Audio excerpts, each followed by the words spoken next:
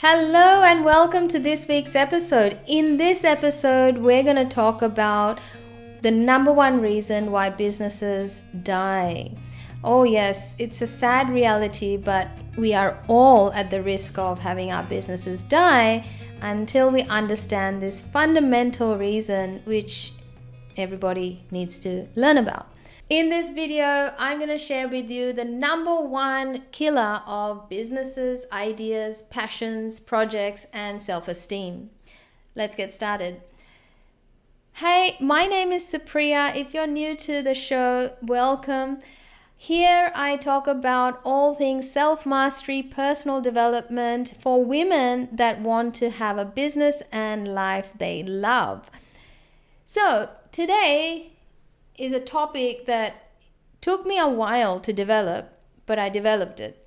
And I wanted to show you also the actual meaning of the reason why it can become a killer or a life giver to a business, a project, a passion, or anything that you want to grow, right? And that reason is consistency, right? So if you're someone that's in business and you're figuring out that your cash flow is low, that's going to be a sign. It's an alarm bell that's going to go off in your business that's going to say, you know what, it's not working. Cash flow is one of the signs that you have a consistency problem. So whatever it is that's not happening consistently, like your attraction system or retention systems in your business, is creating a cash flow problem. So let's look at that one problem, which is the underlying problem of cash flow, of things dying, and that is consistency. What does consistency mean to you? What consistency means to me is that you take steady steps every single day or at a rhythm which maintains and keeps building on the last step taken. So in personal development world, we talk about the compounding effect of consistent action. And it's said that it is one of the principles in nature that consistent action helps us grow in compounding amounts. So what we think we can do in a year is something that we can do better in 10 years' time. So as long as we're willing to be consistent and stick at it, we'll be able to see the successes and the fruits of our efforts. All right, so when it comes to business, I really want to shed some light on some of the reasons why cash flow might be a problem for you.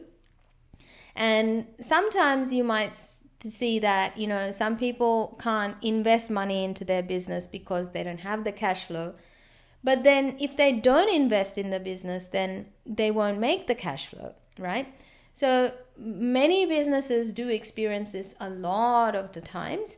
And one of the things that you have to learn to do on this journey is to take those steps that are making you uncomfortable and actually put the investments in that will yield you the cash flow. See, success on the outside is a reflection of success on the inside. Success on the outside is a reflection of what's happening inside. But it's not always that what's happening on the inside is showing up outside. And you know why that's happening? That's because you can do all the inner work, the meditation, the self-care and everything like that. But unless you take action systematically, you're not going to see the results on the outside, which is kind of the law of attraction, right? When you look at The Secret, the movie, manifesting what you want, well, if you're trying to manifest cash in your business, you still have to take actions aligned to what it is that you're setting as a goal. You can't just survive as a spiritual person because we live in a first world country and there are survival needs that have to be met. If you can't survive in your body, you can't keep yourself safe, then how are you meant to practice your spiritual gifts? So making money in your business is like having oxygen flow through your body. That's the best way I can explain how important cash flow is to your business and how important it is to focus on building that for your business so that you can thrive and keep living and keep doing what you love doing. When I look back on my journey, I'm bringing this up because, it's the same problem that I started facing in my 5th year of business. Like, I was running out of all my savings, all my bad habits in my business was showing, and I had to get some boost in my life so that I could come out of that rut that I was getting into. I finally found a coach. I put that intention out there in the universe because deep inside me, I really didn't want to stop teaching. I really didn't want to stop doing what I was doing. I was really enjoying the teaching part. I was really feeling fulfilled in what I was doing. But the part that I wasn't feeling fulfilled with is the amount of work that came my way to keep the business alive. So I was running out of money because I wasn't paying myself well. I was putting all my money into the business, to business runnings and all of that. And my cash flow was really bad, right? And when my accountant would mention it, I would basically just go, yeah, I would get it in 1 year and just let it go out, thinking, right? I used to think that, one of these years, if I keep working just as hard, because I grew up with the value system that hard work pays. So if I just keep working hard and I keep doing my practices, I am going to see the results. God is going to give me the results, And guess what? I got the results in 5 years' time, and I was running out of cash flow. I was running out of oxygen. So I realized that, look, I was busy teaching and consulting, and while I was too busy doing that, my business had no one running it, right? Obviously, I was the named manager, but I wasn't actually managing it because I didn't know I had to. And mind you, I had actually done a Cert 4 in small business management before getting into business. Oh my gosh, right? But yet, I wasn't following those lessons, the wisdom that I was given. I wasn't doing that because I just didn't look at myself as a business owner. I was looking at myself as someone that is meant to do the work, the service provider, and as long as people were happy with my service, I thought that's all that was needed. They will come back, right? But unfortunately, that wasn't what was the solution. So what I found was I was very consistent with how I showed up as a teacher, a consultant, a trainer, and all of that. I was developing as that, but my business was sucking, right? It wasn't growing up. It's almost like, and I always look back and look at it metaphorically. A business is like a baby when it's in its first year. And you're raising a baby because you have to teach it the values, your systems, the way it needs to behave. You need to program the business. You need to support the business to become that as a brand. So, yes, my business had a brand and all of that. The outside was looking fine, but I, the owner operator, was really struggling. And nobody knew about this. And I felt very isolated. I felt guilt and shame come up. I was never sharing this with anybody. Nobody really was in my reality that I could share it with, that I had no idea of how to do this. So there came a point where I was going to sell and quit, right? But I really didn't want to. So what I ended up finding for myself is my first coach, and then that changed everything.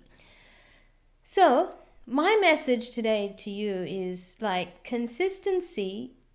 You will see different degrees and variations of it, but what you need to learn about consistency is it is contextual consistency, so that as you grow and expand, there are certain things you need to adopt, like systems and support that will help you inject what that little thing that you're growing needs for it to keep growing.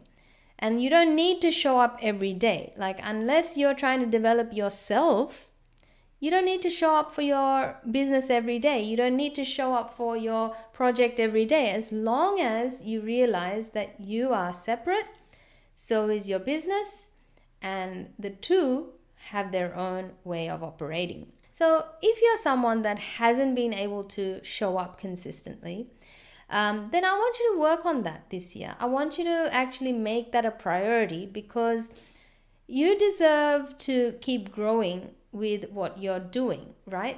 And if you keep growing, you'll start to see that you have to take upgrades. You have to upgrade yourself. It's just the law of abundance and nature and all of that.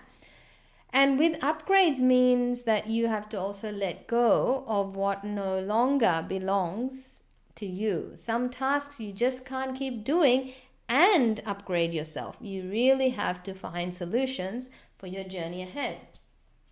So how can I help you with this? My area of expertise lies in personal development and building the operator of the business, right? You. And your business, I can give you mentorship for it. However, the whole thing is, every business owner has to first align with themselves so that they can give their business some shape, right?